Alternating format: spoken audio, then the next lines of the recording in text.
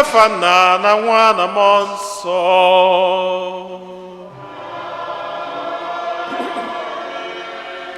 Ka ngọzi nke Onyenwe anyị Jesu Kristi na ịhụnanya nke Chukwu Nna na ịdịkọ n'otu nke Mmụọ Nsọ na-enye dịrị unu niile.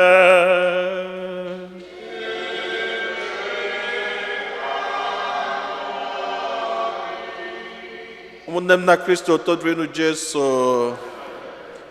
tata bụ ụbọchị izuụka nke abụọ n'oge na-adịghị n'emume nke ụka. Anyị niile agbakọtago ọnụ ọzọ n'obi Chineke iji welu kene Onyenwe anyị maka ihe ọma niile nke ọ na-eme na ndụ anyị, maka ọtụtụ ngọzi ya n'ebe anyị nọ, ọkacha nọnyela anyị n'izuụka gara aga wee dubata anyị n'izuụka ọfụ nke anyị banyelu tata. Ka anyị na-ekene Chineke maka ihe ọma ndị ahụ niile na ihe ọma ndị ọzọ niile. Ka anyị na-ewele onwe anyị, na-ewele ezinụlọ anyị, na-ewele atụmatụ anyị niile dị mma, na-erunye n'aka Chineke, na-ayọ ka ọ na-edu, ka ọ na-agọzi, ka ọ na-agbazili anyị, ka o mee ka izuụka ọfụ n'ụwa nke anyị banyelu maala anyị mma site na Kristi Onyenwe anyị.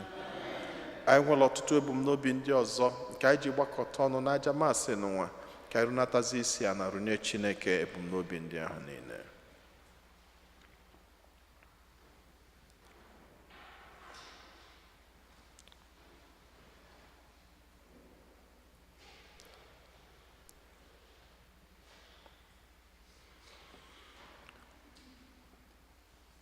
Ụmụnna, ka anyị kwado onwe anyị nke ọma maka nnukwu emume nke Yukarịstịa n'ụwa site n'ikwupụta njọ anyị.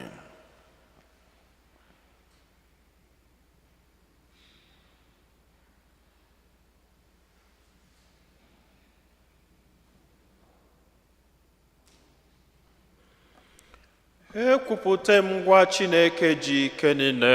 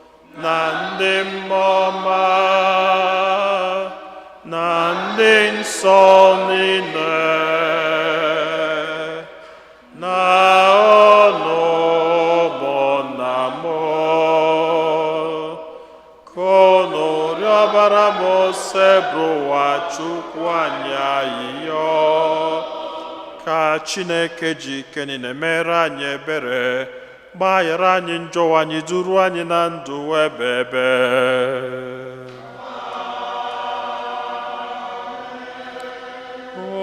Otito dịrị Chineke n'elu kasị enu.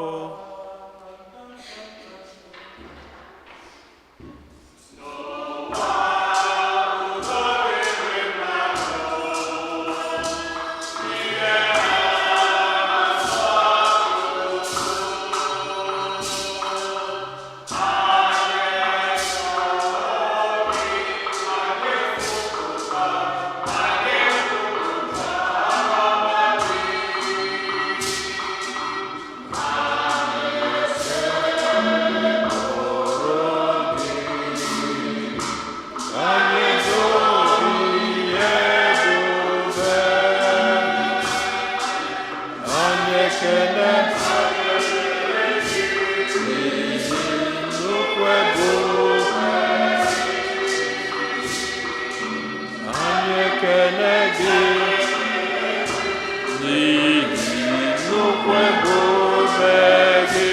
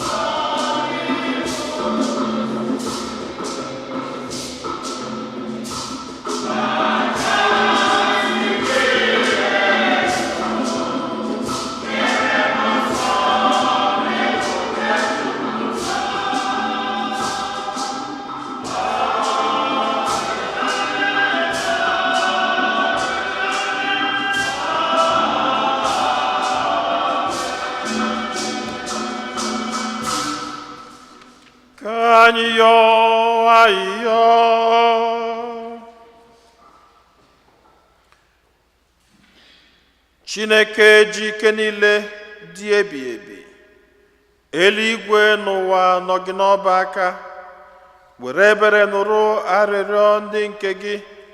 Biko wetara anyị udo gị n'oge nke anyị yọrọ nke a site na dị nwe anyị Jesu Kristi nwa gị, onye gị na ya dị ndụ na-achị na ịdịkọ n'otu nke mmụọ nsọ, otu Chukwu site n'ụwa ta ụwa niile.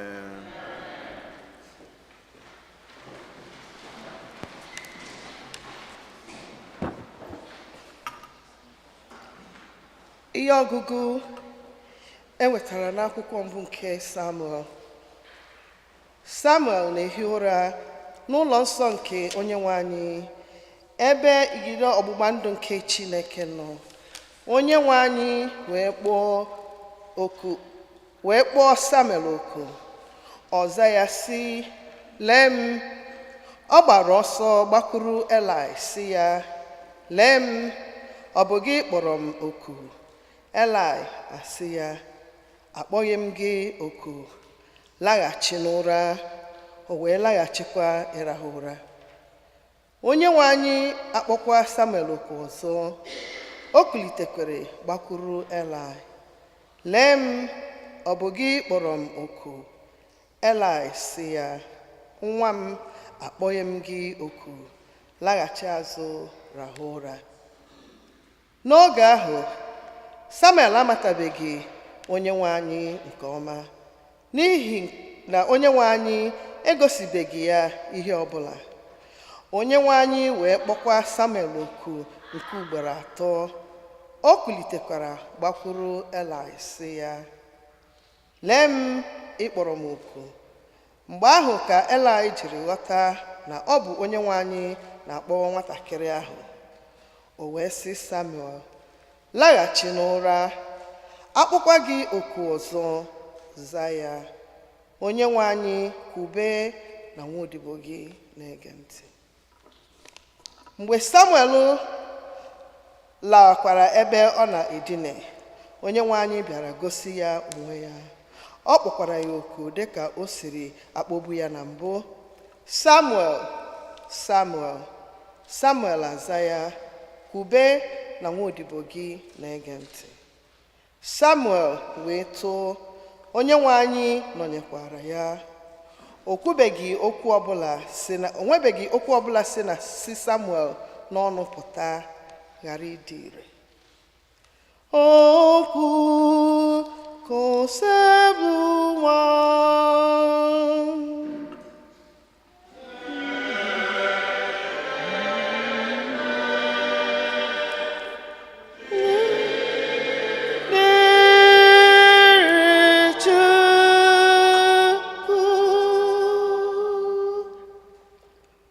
Onyenwe anyị, anọ m ebe a, abịara m ime uche gị.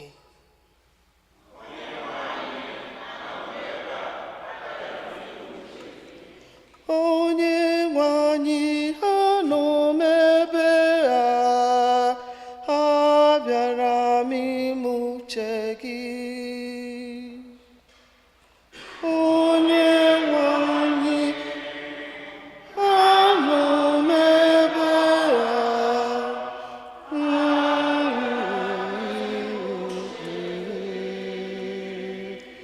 Onyenwe anyị, anọ m ebe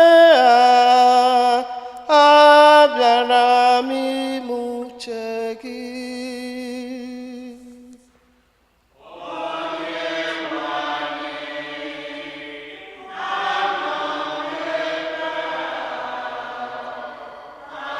Abịara m ime uche gị. Echeela m ya, echeela m Onyenwe anyị, o wee hulatara m, bịakwa tụọ ntị n'ala na mbeku mbekuru ya. O were iti ukwe ọhụrụ, o wee tinye m ukwe ọhụrụ n'ọnụ, abụ otito nke Chineke anyị. Onyenwe anyị, anọ m ebe a, abịara m ime uche gị. Ọ bụghị àjà na onyinye ịnọta ihe ọma na-amasị gị, kama ọ bụ ntị ghere oghe maka ihube isi nke inyere m. Àjà nsure ọkụ na àjà mmehie abụghị ihe ị chọrọ. Ya kpatara m jiri sị, lee m, abịala m.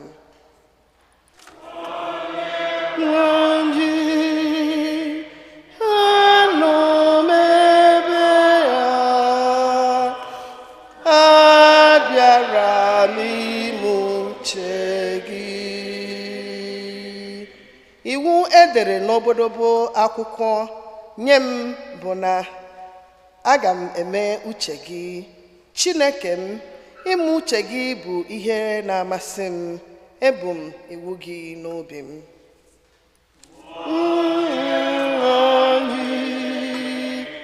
Anọ m ebe a, bịara m ime uche gị. Ezisiala m ozi ikpe nkwụmọtọ gị n'ime nzukọ gị. Onyenwe anyị, imena nke ọma, na-ekpuchighị m aka n'ọnụ m.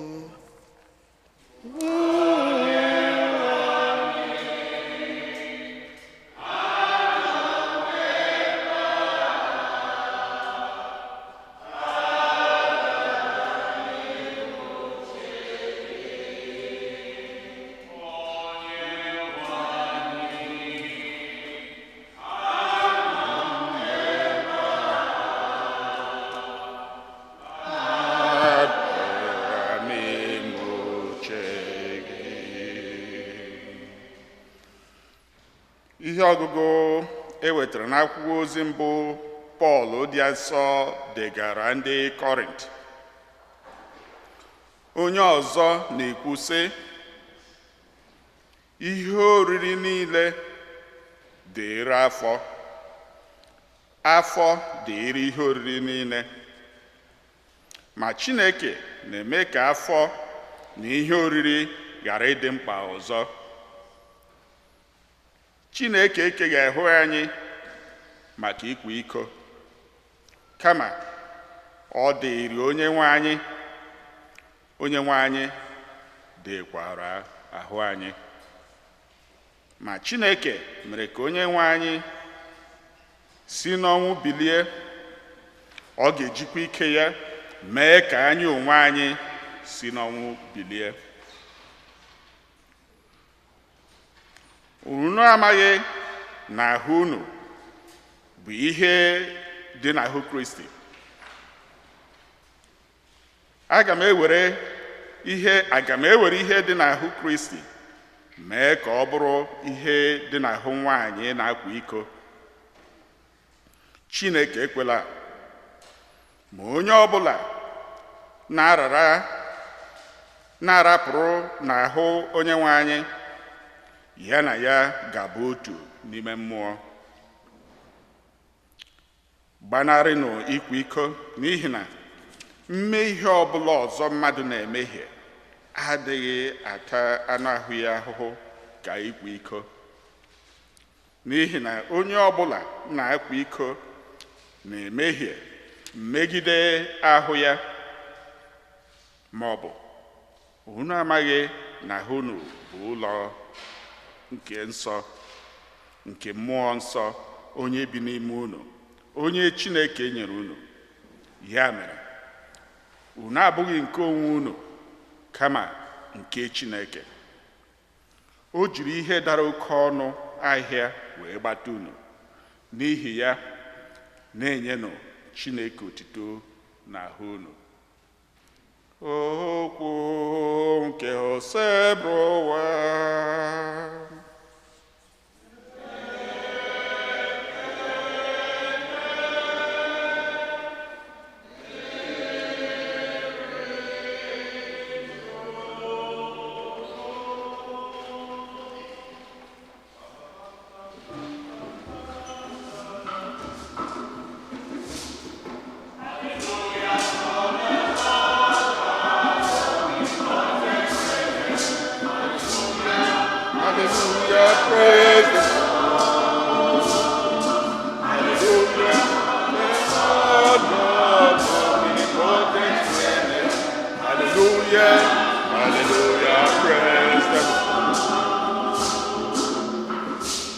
Onye ọbụla hụrụ m n'anya ga-ejidesi aka ike n'okwu m. Nna m ga-ahụkwa ya n'anya, anyị ga-abịakwute ya.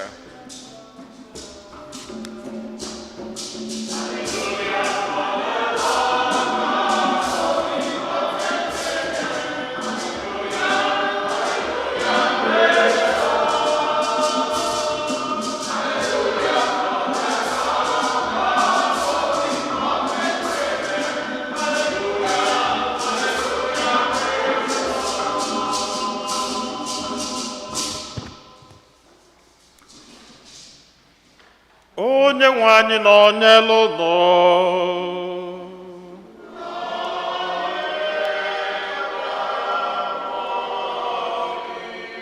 Ihe ọgụgụ nke ya si n'oziọma dị nsọ nke Jọn dere.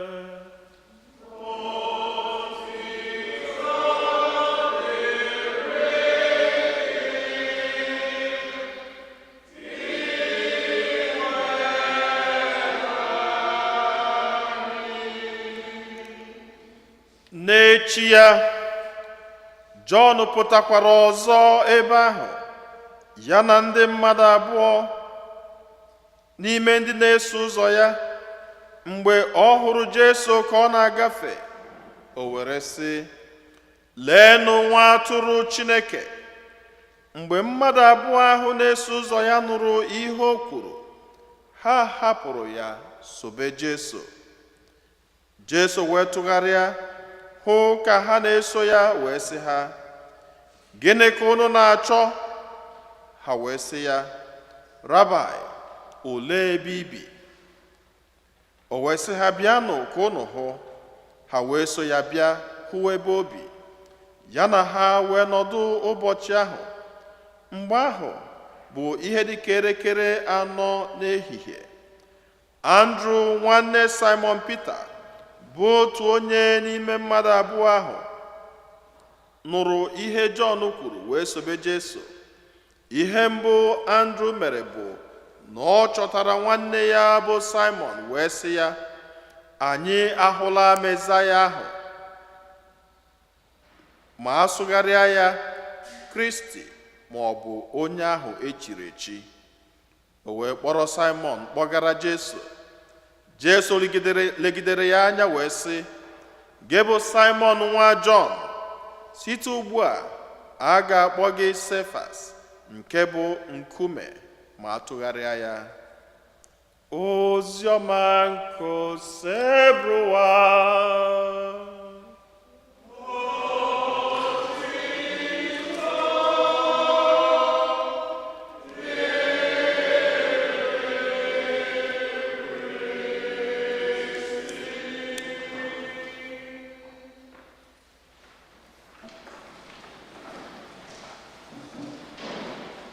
Otito dịrịnụ Jesu, onye jisi ike, onye gbakọta ya lụ.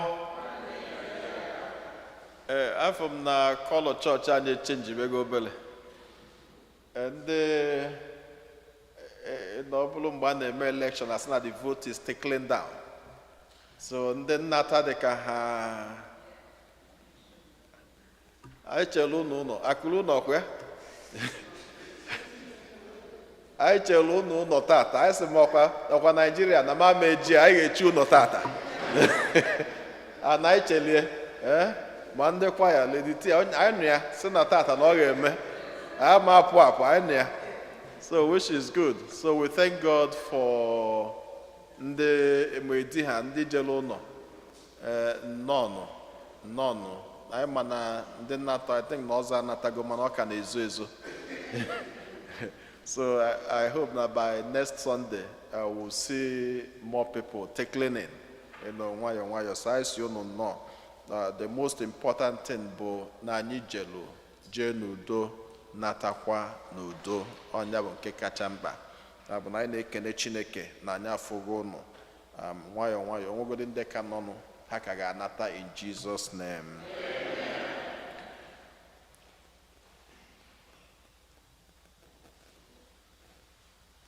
Okay, ka nrapụzi ikwu ukwe tata ka anyị kọọ n'ubi onye anyị bịa. Izu ụka gara aga anyị melụ Epiphany, and ofu n'ime nkụzi anyị kụzi n'izu ụka gara aga bụ the power of light. Jesu dịka ife na ndụ anyị niile. Ewegosi anyị ebe ndị eze ịtọ jeluzute nya bụ ife. Egosikwazi anyị na mgbe ọbụla ife na-achawapụta na ọchịchị na-eme gịnị na-abịa na-eme ka ya mebichaa ihe ọma Chineke na-eme. Ị ga-anekwa mgbe ụfọdụ ị nwere ike mgbe arụ dị gị ị na-eme ka ị na-enwe aṅụrị anọkata ọ bụ na ọ bụrụ gị ofu onye ma ọ ya abịa. Enwere ike inweta ọlụ ebe dị mma ị na-enwe aṅụrị na Chineke abọtago gị bred. Enwere ike ụdị ego edelu oyi ga na-enweta n'ọlụ ahụ ị na-eme n'afa na eme novena niile kene Chineke. Enwere ike ofu onye a ga-edobe gị na ya ga na-alụ ọlụ ahụ abụla amụsụ. Iwenye aka elu okwu iwetu okwu ije ihu okwu ịgbago ịma amazi nke ị na-eme ịnọkata ịjụba Chineke ma ọlụ nke a ị nwechara aṅụrị ya ọsaịn kwọrọ ya asaịn ya. Mgbe ọbụla ihe ọma na-abịa na ndụ anyị, when the light shines, the darkness is always trying to interrupt it. Mana egosila anyị na ife, no matter the power of darkness, that the light must overshine. Ọnya melụ mgbe ndị eze tas na be Herod ha lutere na ọchịchịrị tikova, mana ha siri na be Herod ahụ pụta ife chawapụta. Abịa tata ụka na-asị anyị na anyị sobezie n'ife ahụ na-akpọ anyị the call, ọkpụkpọ Chineke na-akpọ mụ na gị. God calls us every day to follow the light. Na Chineke na-akpọ anyị mgbe niile. Chineke na-akpọ anyị ụtụtụ, ọ na-akpọ anyị ehihie, ọ na-akpọ anyị n'abalị to follow the light. Ewegosipụta anyị ọkpụkpọ ọkpọlụ Samuel. We can also understand the background of this call. Mgbe In those days, ndị ụkọchukwu or ndị mmadụ in general, not ụkọchukwu only, in those days, ọ dị permissible etu Igbo anyị dị bụ mbụ, ofu nwoke na-anụ nwaanyị abụọ, na-anụ ịtọ, na-anụ ịnọ, na-anụ ise. Onye ọbụla ume gị megịnị, ume gị bukwatara ime gịnị, ịnụọ. Mana nkịta onye nụrụ ebu ebere ya na-emerụ m. Mana mgbe ahụ a na-anụ nwa ịtọ, na-anụ mecha ma my grandfather ma my great grandfather, ọnụ nke ọbụla ọ nụrụ ọlụọli ofe obere mkpuke ya na ụmụ ya, ọlụkwa onye nke odobere ya mkpuke ya na ụmụ ya, anụ onye ọbụla anọ na-eri uru dị na ya, na-erikwa nnukwu uru, bikos nyanwa ga-ebi n'obi. Obile onwe ebe a na-akpọ obi, amami ha na-akpọ ya, so many people with different names for it. Na ebe ahụ sọsọ nyanwa ga-ebi na ya, enwere nwaanyị ya na ya na-ebi, sọsọ ya ga-ebi n'ebe ahụ. Obilizie na nwaanyị na ụmụ ya eje na-akọ ugbo, nyanwa nọrọ na-aga ọjị, na-akọ akụkọ obodo, na-atụnye okwu ọnụ. Ụmụ nwaanyị kọtacha ugbo, abalị esie nri, onye ọbụla na-azọ onye ga-ebute nri ga-ebute nri ọ ga-eri, n'ihe ndị ọzọ niile so nri were abịa. A na-agba mbọ, onye ọbụla na-agbani. I don't even understand how they were able to deal with it. Maka na kịta na ịnụgodi nwaanyị 1.5 inwe problem. Ịnụ 1.5 inwe problem, ma ya bụrụzi ebe ịnọrọ ebuo complete. So at this time, Elkanah nụrụ nwaanyị ebuo, onye isi ụkọchukwu ka ọ bụ. Ọ kwụzi kịta ụkọchukwu ada anụkwụzide nwaanyị, na onye nke a nụchakwudere ebuo, but that's okay. So Elkanah nụrụ nwaanyị ebuo, ofu mụtara ụmụ rinne, onye nke ọzọ amụtara ofu mkpụrụ. Mana onye nke ha amụtara was also very good. She's also a very good woman, a very dedicated, righteous woman. Mana o nwere nke o nwere.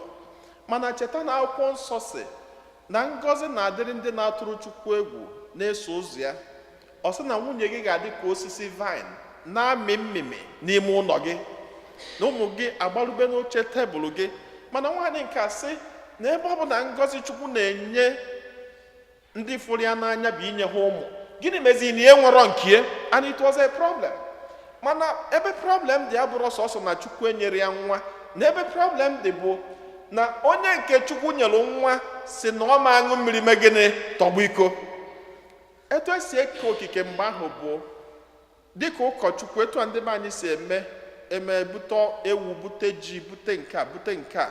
Ụkọchukwu mgbe anyị na-echeta mgbe anyị pere mpe, anyị na-asavụ mas, ije na-azụ be fada, sọsọ ị ga na-anụ akwa ewu, na-ene ji, mago ngwongwo eju. Ọbọgwọ kịta ụkọchukwu emere ka agụụ na-agụgbucha anyị, mana nsogbu adịrọ. So ụkọchukwu Elkanah, a na-ebunye ya anụ, na-ebunye ya ngwongwo ihe nri, it's all over the place. So ọ bụrụzie nata, ọ ga-eke okike, okenye nwaanyị mụtara ụmụ rinne, okenye nke ha rinne, denu nke Ana bụ onye nke ha mụtara nwa, ọ ga-ekenye okike, okenye nke dị ka mkpịsị aka. Denu okenyeze ya nke obele, nwaanyị na-asịsị nyekwa onye nke ga-ezuru ka ya rijugodo nke bụ afọ, nke bụ nke mụtara ụmụ emegịnị akụ ya ọnụ. Anụnụ na-enyo na-aga afụ some scenario na baanyị mgbe ahụ a na-emechi ụmụ movie. Ị ga-afụ onye nke mụtara nwa mgbe a na-anụ nwaanyị na-abụ onye nke mụtara nwa, ọpụta ụtụ ọchị ịza ilo, ọ na-aza ilo ndụmndụmụ na di m, ndụmndụmụ na di m. Nke a mụtara nwa nọrụzie osetu agbanye aka na agbanye enene na-atụ alịlị. So that was the scenario. Kedu ihe Ana melụ? Ana wee sị na sọsọ onye ya ga-akọwalụ ihe ya na-agabiga n'ụwa anụnwa bụ ife, God, because Jesus is the light, God is the light. Enwere ndị ga-abụ ha nwee problem, kedu ebe ha na-eje? Ụfọdụ ejebe na nke dibịa, ụfọdụ ejebe na nke mami wọta, ụfọdụ ejebe na mmiri ebe a ga-awụ ha arụ, awụzie gị arụ ka e wee sachanye gị nwa. Onye jelu n'ọchịchịrị weta ihe, kedu ihe ọ na-eweta? Ihe ọchịchị. Mana onye jelu n'ife weta ihe, gịnị ka ọ na-eweta? Ife. Onye ka nwaanyị ji wee sị na ya meje n'ọchịchịrị ka ya jebe n'ife, o wee bịa n'ụlọ nsọ Chineke. wee bido na-adagharị na-agwa Chukwu okwu. And I have said it time without number. Enwero method mmadụ ji agwa Chukwu okwu. Etu esi agwa Chukwu okwu bụ etu o si eme gịnị, etu o si si gị n'obi pụta. You speak to God from your heart. Maka na Chineke, Chukwu bụ onye na-ene anya n'obi, ọ mazuru mkpa anyị niile. Chukwu bụ onye na-ene anya n'obi, ọ mazuru mkpa anyị niile. Nwaanyị bịa n'iru Chukwu na-agwa Chukwu etu o si ghọta. O yuzuru method ihe ọma bụ ọ pụta n'iru n'ụka, ọ na-atụgharị onwe ya n'ala in the temple. Na-atụgharị onwe ya. So very early in the morning, the chief priest of the temple, Eli, wepụta fụ nwaanyị a ka ọ na-atụgharị onwe na asị, what is wrong with you? Kedu nke ịbịa n'ụtụtụ n'ụwa na-atụ onwe gị n'ala ebe a? Ị ṅụrụ mmanya wee bịaba ebe a? Are you drunk? And it is too early to be drunk. Too early. Nwaanyị wee sị ya na ya ṅụrụkwụrụ mmanya. Even na isi mmanya batara ọdị n'ime, kama na ya bịala ịkọlụ Chineke ka obi ede n'alili egbughị ya. O wee kọbalụ Chineke, kọbalụ Eli na ihe na-eme n'ezinụlọ ya. Eli wee sị ya naba ka Chineke meelie dị ka ọchịchị obi esi wee dị. Anọ nya bụ ihe anyị na-ekpe n'ekpere, ka Chineke meela anyị dị ka anyị yọrọ ya bụ ezigbo ayịya anyị na-ayọ ya. Anọ nya bụ ihe anyị na-ayọ this year 2024, ka Chineke meela anyị dị ka ọchịchị obi anyị si wee dị bụ ezigbo ayịya anyị na-ayọ ya. Nwaanyị wee naba, Chineke meelie ebele, ọ mụọ nwa. Mana mgbe ọ na-ayọ Chineke ayịya ahụ, o nwere ofu nnukwu nkwa o kwe Chineke. Kedu nkwa dị ihe ahụ? Chineke na ọ bụ na inye nwa anụnwa, na ya ga-eme gịnị? Na ya ga-ewerukwa nwa etu isi wee nye eme gịnị? Nyechigha gị. I will take the whole gift, the way you gave it to me or the way you give it to me, I will take it and give it back to you. Ọmụta nwa, zụba nwa ahụ, zụọ ya, nwatakịrị nwa mara ihe. Gịnị ka o mere? Ọ kpọrọ ya bịawa n'ụlọ ụka na temple. Ọ sị Eli, na nwatakịrị ahụ iche na mmanya ka m ṅụrụ, mana m aṅụrọ mmanya. Chineke mezuru ọnụ okwu gị mgbe esi ya lelu m dị ka ọchịchị obi m si dị, na m amụtago ya bụ nwa, mana ekwelu m Chineke nkwa na aga m enyekwu ya nwa. Eli, nekwa nwatakịrị nwa megene kpọrọ na Chineke alụsị gị ọrụ ya. Ajụjụ bụrụ, ugboro one ka ikwelu Chineke nkwa imezuru? We make promises to God. So many promises. We promise God this. We promise God this. Kedu nkwa na ikwegolu Chineke na-emezu? That is very important. Maka na eto dike na nke o mere omume gịnị? Mana ọ bụ na imezuru nkwa nke mbụ ikwelu, a na-ebiakwa ka ịyọ nke ịbụọ, ọ na-abụ ijide mmadụ ụgwọ? Iji mmadụ ụgwọ, echi pụtakwa isi onye ahụ na-agụ ya binyekwa gị ego ọzọ, a na-eme? Ọ na-akakwude m mma ebinye gị nke mbụ, ịnazi obi ama ekwe gị bịakwa nke ịbụọ. Ana m nwa adị m agba mmadụ ụgwọ, mbinyere gị ma mma ebinye gị onye m ma rapụ nwunye emebinye gị onye m ma rapụ nwunye zọra nyere gị ozugbo ịnazi izu ike ịma abịazi ọzọ. Ọ na-abụ onye jide mmadụ ụgwọ, ọ bịakwasị abinye ọzọ n'elu nke o ji eji, na-emezie na ya ga-akwụ ya ha niile. Onye kwe Chineke nkwa, ya mejupụta nkwa okwe Chineke. Egosipụta anyị n'ụzọ pụrụ iche etu esi kpọọ Samuel. Abịa n'ihe ọgụ nke bụ asị anyị na-arụ anyị bụ n'obibi nke mmụọ nsọ. If we don't follow the light, if we don't give ourselves to the light, how can the light walk in us? There is no way darkness will take over and the light is there. It doesn't work. Darkness and light don't go together. Abịakwa n'ozi ọma egosikwa anyị nnukwu ọgbụgbọ akpọrọ ụmụnne na-abọ. John the Baptist, mgbe ọ pụta nwere ndị na-eso ụzọ ya na ndị na-eso ụzọ ahụ nọ, Jesu gafeta, ọ sị ndị mmadụ, neenụ nwa atụrụ nke Chineke, behold the Lamb of God. Neenụ ife ahụ anyị niile na-ene anya n'ọnya na-agafe ha. ozugbo o kwuru okwu a sị anyị na ụmụazụ ya ịbụọ rapụ ya gbara ọsọ sobe ife. Of course, onye fụrụ ihe ọma kedu ebe ọ na-anọ? Ijekwube ife ọma. Onye fụrụ ngọzi Chineke kedu ebe ọ ga-anọ? O jekwube ngọzi Chineke. Onye fụrụ ife kedu ebe ọ ga-anọ? O sobe ife. John alụrụ aka sị ya na-enu nwa atụrụ nke Chineke na-enye ka ọ na-aga. Andrew na nwaazị nke ọzọ abandoned John and followed Christ.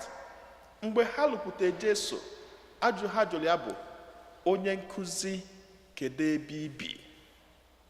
Na achọrọ ịnọ ebe ị nọ. Jesu kpọrọ ha. Ọ dakwa n'okwu a m kwuru, sọ otu ihe ka nna yọ n'aka dị nwenụ m, ka m biri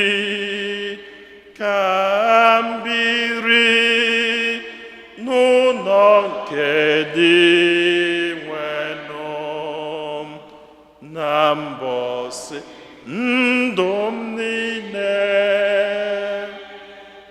They followed Christ. They want to live in his house. They want to live with him. Ka ha sobelie, ozugbo Andrew fụrụ n'ihe ọma dị n'ebe o jere, gịnị ka o mere? Ọ sị Jesu ka ya bịakwuo. Ọ gbapụ ọsọ jee chọba nwanne Simon. Sị nwanne Simon, come, I have seen the light. Afụgo m ife. Simon wee gbala ọsọ bịakwutebe Jesu. Ihe abụrụkwa nnukwu nkụzi nyere anyị. Ọ bụrụ na ịfụ ezigbo ihe n'ebe ị nọ, ị na-akpọ nwanne gị. Ọ bụrụ na ịfụ ngọzi n'ebe ị nọ, ị na-egosi nwanne gị. Ọ bụrụ na enwelu ọlụ pụtalụ n'ebe ị na-alụ ọlụ, ị na-akpọkwa ụmụnne gị ma ndị enwere ọlụ sị ha na enwere ọlụ pụtara ebe a. Ọ bụrụ na enwere knowledge ị nwelụ dị extraordinary, ndị ọzọ enwere, are you ready to share? Mana most times we are not ready to share. The first thing ga-abịa n'isi ọkwa ka ịkpọbata ebe a kịta ka ọ bịa mekwazi ihe ndị Nigeria. Ka anyị nọdụ ebe a ka anyị mebe ihe ndị Nigeria. Kpọnyegodo anyị akpọnye, let us come in. Let us come in. Ị na-anya ọbụgodu ma na New York anyị nọ, efia ịgbago side Jamaica, efu ndị alakụba ha ajị ebe niile. Sọsọ anyị nwa bụ ndị a tribe that don't have a concentration. Ndị ọzọ ya bịa, ndị alakụba ha ebili ije n'isi ebe ọ bụrụ ndị India ha eju ebe ahụ niile. Ụbọchị ka m gbada na ọkwa Flushing, ndị China Flushing ajenụrụ side ahụ, nwebata ebe a ndị China all over the place, ma ndị na-aga aga ma ndị chiekwa ma ndị ịma ma ha dakwuru aja wee bata obodo a. But they're all there. They're all figuring themselves out. Kedu ebe anyị nọ?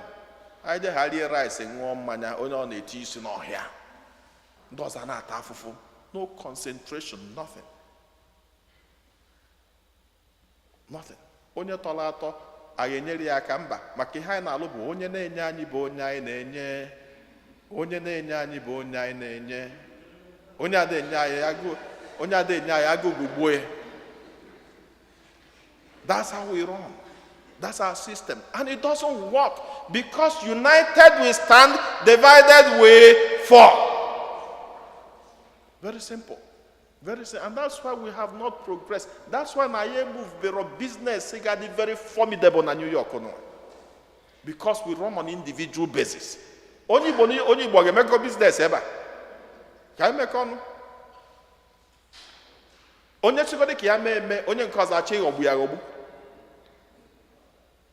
Obugodi ndị nwanụ ga-anọkọ ọfụma, o mekwe ha mekwe, the body will bring each other together. Mana ndị ọzọ niile, they are forming blocks and they are taking over the land. Anya na-eko ike ofu onye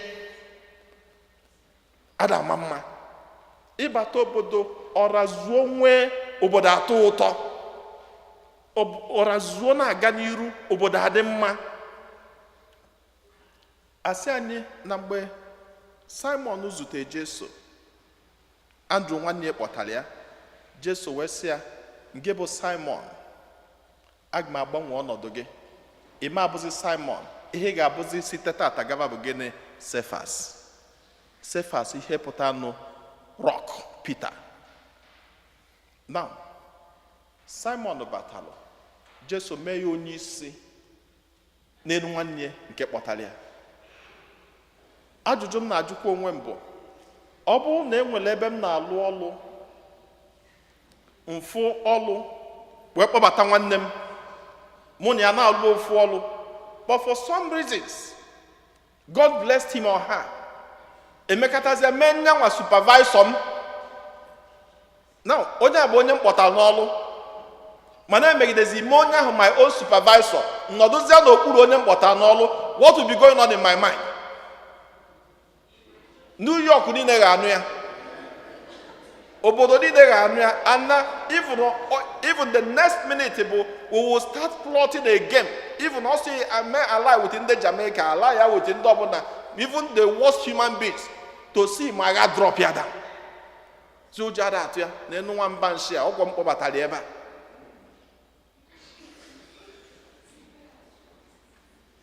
Mana Simon fụrụ, Andrew fụrụ, kpọrọ nwanne nwoke, eme ya onye isi ụmụazụ niile na onye isi obodo niile, and Peter became the head of the church until he died.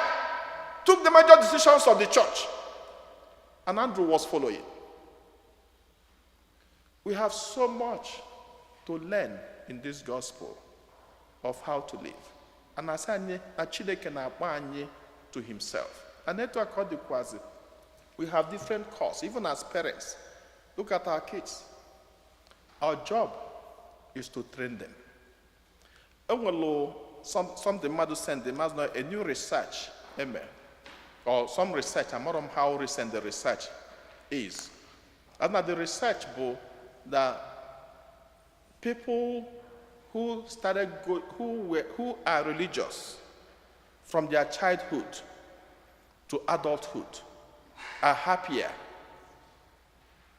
are more prone to adapting to life than those who are not religious. Now, kids who were very religious growing up are more tight in accepting errors like drugs, prostitution, and all that. That does not mean that religion be a safe ground, but comparatively, that they have more capacity to avoid wrong things than those who are not religious at all. It's a clear research done in Harvard. And so what it means is that bringing up our children in the way of God is a huge advantage. And then not keeping them at home, at least from infancy. And how do you do it? You have to sacrifice. You have to be committed to the call. The call to be a parent. And the call to kids is that you must be ready to do the right thing by your parents. It's a call. This is what God is calling all of us. You must do the right thing. You must be obedient. You must follow the steps that your parents are teaching you. That is the call of God for us. And that's why also I said that we have to, if we love Christ, if we want to follow the light, then we must be responsible and we must answer the call. This is the beginning of the year 2024. Christ is the light, and we have to follow the light. And there is no way we can follow the light if we don't answer the call. And the call of God is for us to do the right things. Right things for ourselves, right things for our families, for our parish family, for our church family, right things for our Igbo family, and right things for everybody we encounter. Ka Chineke nọnyere anyị, gọzie anyị n'afọ 2024 n'ụwa site na Kristi Onyenwe anyị.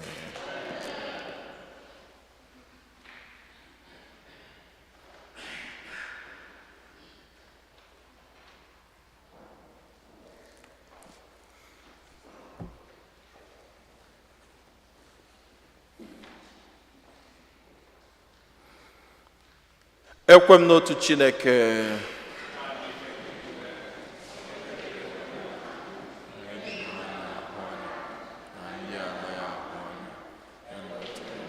Jesu Kristi so otu nwa Chineke nna mụrụ tupu ụwa tụ ụwa niile, Chukwu si na Chukwu, ihe si n'ihe, ezi Chukwu si na ezi Chukwu, a mụrụ ya amụ, eme ihe eme, ya na nna bụ otu ihe n'ihe ha ji bụrụ Chukwu, onye si na ya mee ihe dum, onye maka ihe anyị bụ mmadụ na maka ihe nzọpụta anyị si n'eluigwe gbadata, o were arụ na Virgin Maria site na mmụọ nsọ, ọ bụrụ mmadụ, abịa kpọgbuo ya n'obe n'ihi anyị n'oge ọchịchị Pontius Pilate, ọ taa ahụhụ, ọ nwụọ, enye ya, o bilitere n'ụbọchị nke atọ ka akwụkwọ nsọ siri kwuo, ọ rọgoro n'eluigwe, nọdụ n'aka nri, ọ ga-abịaghachi ọzọ n'ebube ya ikpe ndị dị ndụ na ndị nwụrụ anwụ ikpe, onye ọchịchị ya na-enweghị njedebe. Ekwe na mmụọ nsọ, onye nwe anyị na-enye ndụ, onye si na nna na nwa pụta, onye a na-esekpụrụ na-etokọdo ya na nna na nwa, onye si na ndị amụma kwuo okwu. Ekwe n'otu nzukọ nsọ Katọlik na Apọstọlik, ekwupụta m otu baptizim nke mgbaghara njọ, ana m atụ anya mbilite n'ọnwụ ndị nwụrụ anwụ na ndụ ụwa ga-abịanụ. Amen. Ekpere nke ndị kwelụnụ. Mmadụ ịtọ ga-edu anyị n'ekpere. Chineke onye fụrụ anyị n'anya, anyị na-ekene gị maka ọtụtụ ngọzi gị, na-ekenekwazi gị maka ọtụtụ ụmụnne anyị ndị jekwazụrụ ụlọ nwee kenatakwa n'udo na-enwero nsogbu ọbụla. Anyị na-achọzi were ọtụtụ ebumnobi anyị runye gị n'aka, nwee nchekwubesiri ike na ị ga-aza ekpere anyị.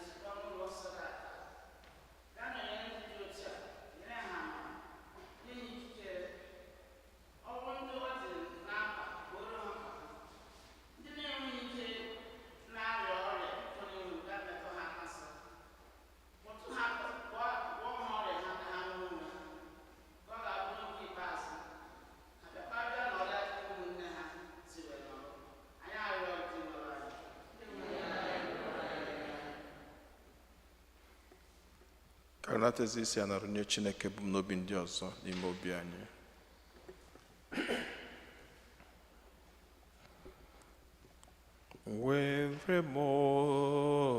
Were m ihe dị gị mma, enye gị onwe m, biko were m ihe dị gị mma, Jizọs.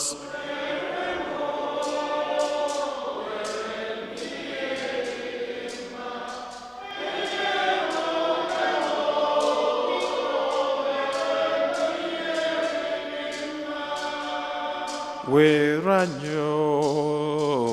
anyị ihe dị gị mma, enye gị ndụ m, biko were anyị ihe dị gị mma, Jizọs. Were m ihe dị gị mma, enye gị onwe m, were m ihe adịghị mma.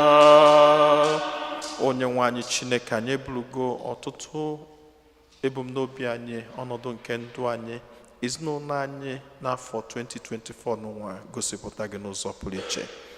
Anyị ka na-azọbanye ya bụ ụkwụ njem, mana anyị ma na ị ga-enyere anyị aka ịzụ oku na ọgbụgbọ niile nke kpọrọ anyị n'afọ n'ụwa, igosi anyị ụzọ nke anyị ga-esi wee bie ndụ ka ọma karịala anyị.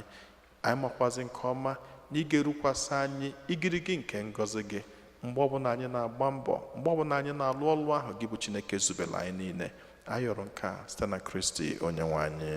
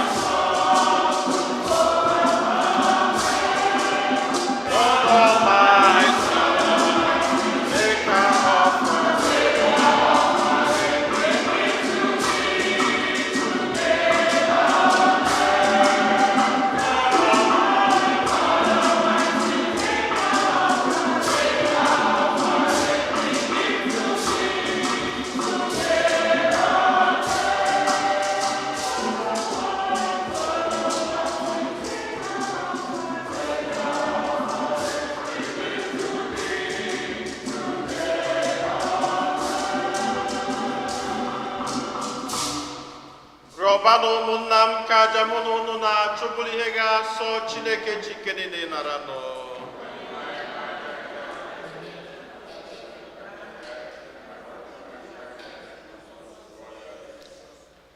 Onye nwe anyị, biko mee ka anyị na-eme ihe omimi nke a mgbe niile n'ụzọ kwesịrị ekwesị, maka na mgbe ọbụla anyị na-eme emume ncheta aja nke a, ị na-eme ka ọrụ nzọpụta anyị na-aga n'ihu.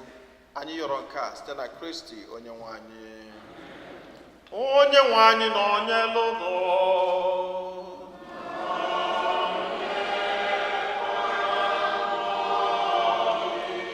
welite n'obi elu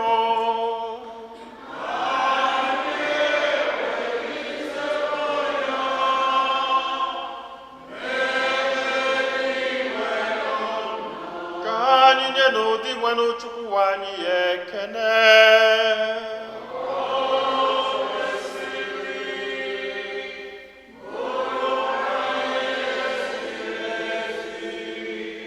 O kwesịrị ezi, bụrụkwa ihe ziri ezi na-azọ ndụ na anyị ga-enye gị ekene oge niile na ebe niile. O nna dị nsọ, Chineke ji ike niile, onye ji ụwa tụ ụwa site na Kristi dị nwe n'anyị, onye sitere n'obe ya na mbilite n'ọnwụ ya zọpụta anyị na njọ na ọnwụ ebebe, sitekwa na ya kpọbata anyị n'ọkwa dị otito nke anyị jiri bụrụ agbụrụ aghọtara aghọta, ndị nchụaja nọ n'ọkwa eze, mba dị nsọ ndị Chineke nwetara onwe ya, ka anyị bụ ndị siri n'ọchịchị kpọbata na ihe nke gị dị ebube na-ekwupụta aka ọrụ gị n'ụwa niile.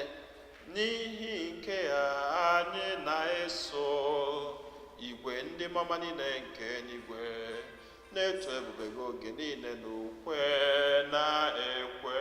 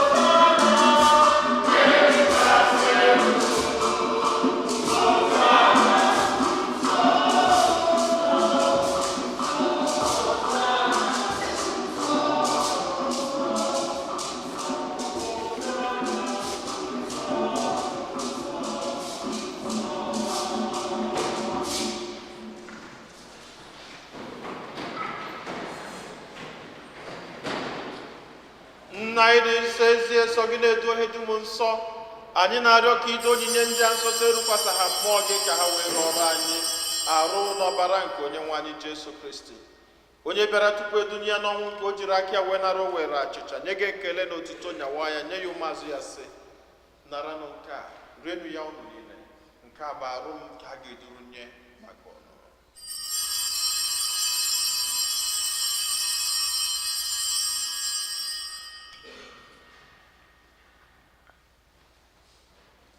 Otu akwa ka o si ime mgbe ha richara nri anyasị, o buru iko mmanya nyekwa gị ekele na otito, bunye ya ụmụazụ ya sị, naranụ nke a, ṅụọnụ ya unu niile, nke a biko nke ọbara m, nke ọgbụgba ndụ ọhụrụ dị ebebe, a ga-agba ya n'ihi nna n'ihi mmadụ niile, ka e were gbaghara njọ, na-emenụ nke a na ncheta nke m.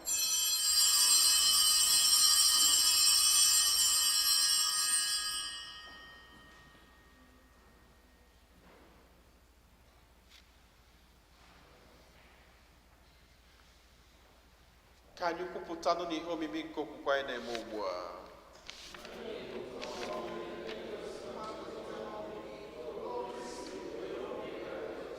Nna, na ncheta nke ọnwụ na mbilite n'ọnwụ nke nwa gị, anyị ebunye gị achịcha nke ndụ na iko nke nzọpụta. Anyị na-ekele gị n'ihi na ikwere ka anyị dị mma ikwuru n'ihu gị na-efe gị. Anyị ji ume a na-arịọ ka anyị bụ ndị na-anata arụ n'ọbara nke Kristi bụrụ otu site na njikọ nke mmụọ nsọ. Nna, cheta nzukọ gị gazuru ụwa niile, menụ ka ịhụnanya gị jupụta ya. Gọzie Pope anyị bụ Francis na Bishọp anyị bụ Robert na ndị ofe ọlta gị niile. Chetakwa ụmụnna anyị ndị ji okwe wega na ezumike nke ọnwụ, kpọbata ha na ndị ọzọ niile nwụrụ anwụ n'ihe nke ebube gị. Biko meela anyị niile ebere, ka anyị soro Virgin Maria dị ngọzi nne nke Chukwu, na ndị apọstụl na ndị nsọ gị niile, ndị mere uche gị n'ụwa wee keta ndụ ebebe, ka anyị sorokwana ha na-eto gị na-edo gị ebube site na Jesu Kristi nwa gị.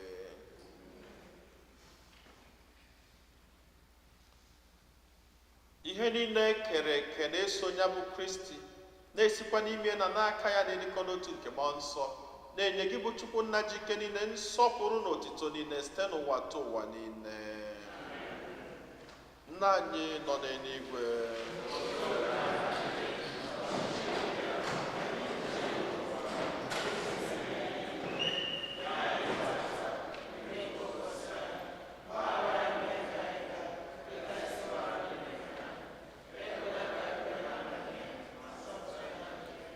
zọpụta anyị, anyị na-arịọ gị, osebụ ụwa na ajọ ihe niile, were ebere nye udo n'oge nke anyị site n'inye aka ebere gị ka a zọpụta anyị niile na njọ oge niile.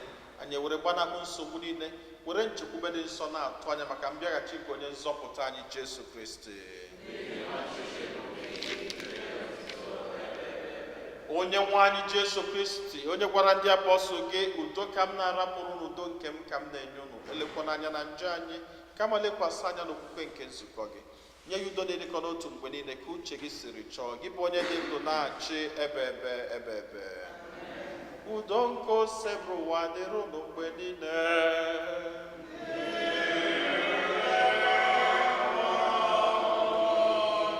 Nyerịta n'onwe unu ekele nke udo.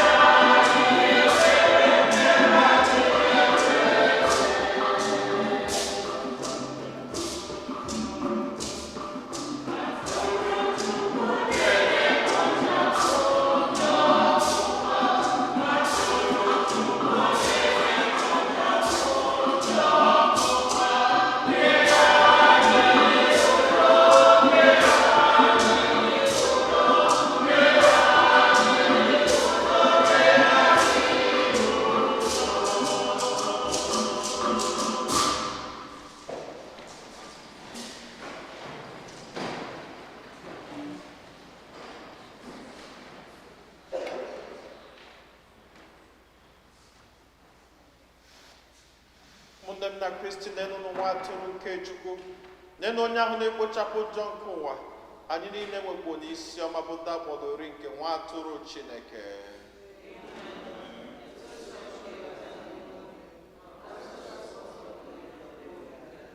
Ka ahụ n'ọbara Kristi chekwaba anyị niile wee rue na ndụ ebighị ebi.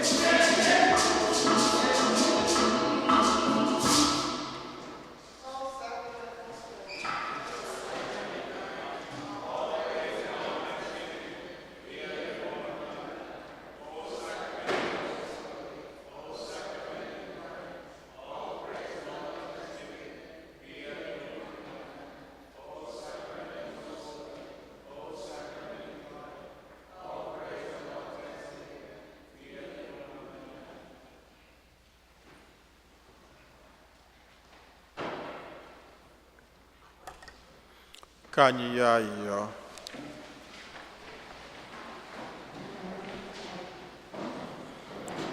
Onye nwe anyị, biko hụnye mmụọ nke ịhụnanya gị n'ime anyị, ka anyị bụ ndị ji otu achịcha nke eluigwe wee nyejuo afọ, nwee otu obi site n'ịhụnanya gị.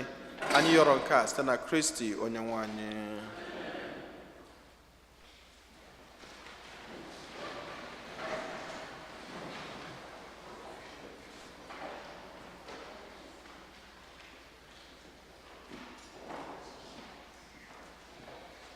Oto dịrị Jesu. Otito dịrị Jesu.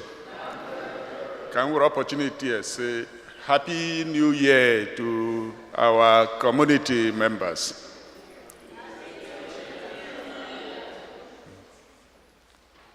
Second collection.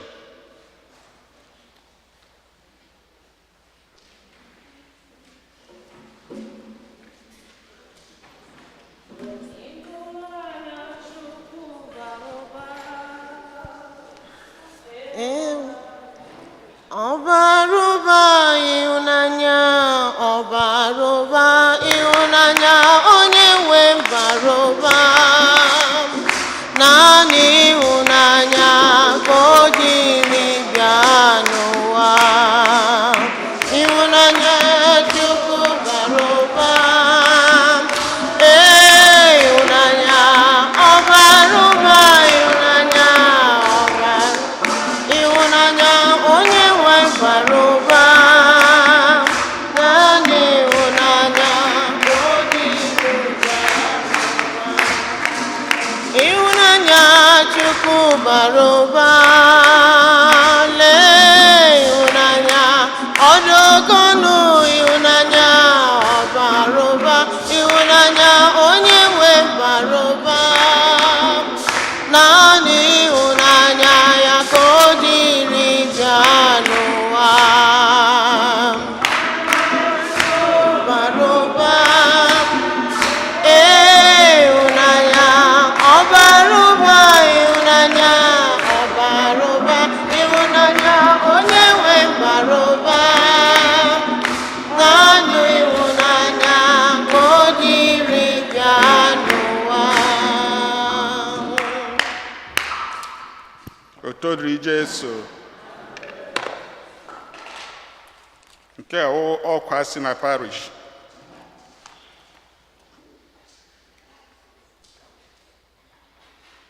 We have exposition of the Blessed Sacrament every Thursday in our church from 4 to 7 p.m.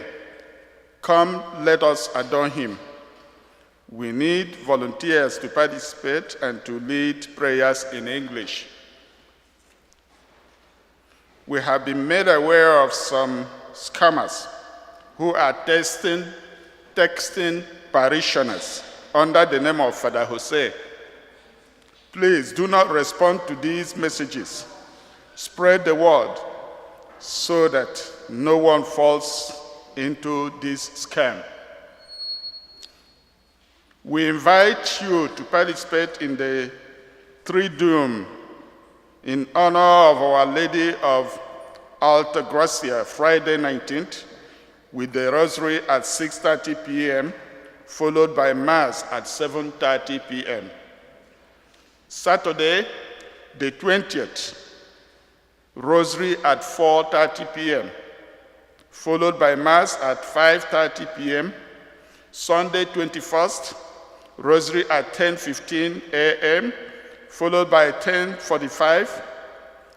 After Mass, we will have a celebration in the church basement. You may also offer Mass intentions during the Triduum. The Mass stipend will be $5. Everyone is welcome. We count on your support. Thank you.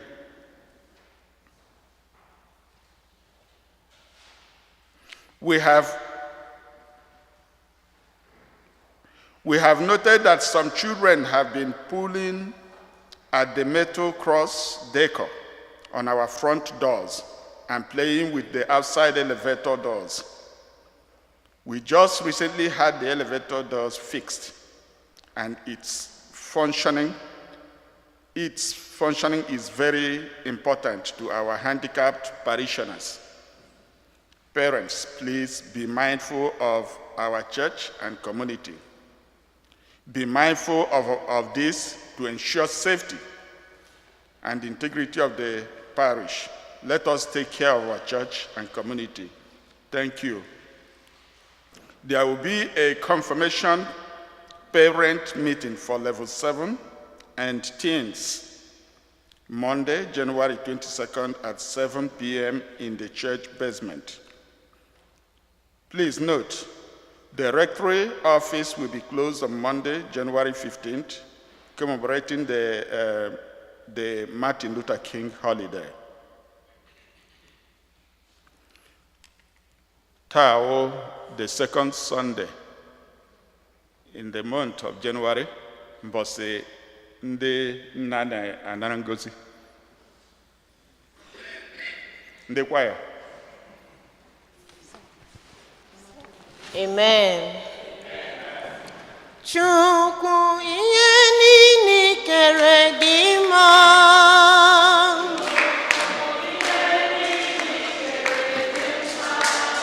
Onye nwe m ihe niile kere dị mma.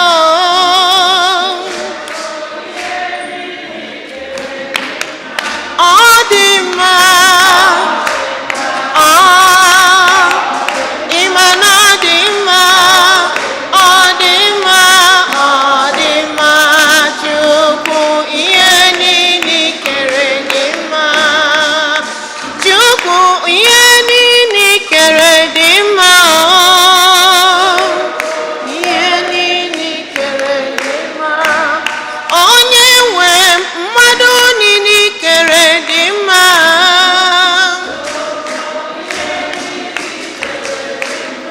Ọ dị mma, ọ dị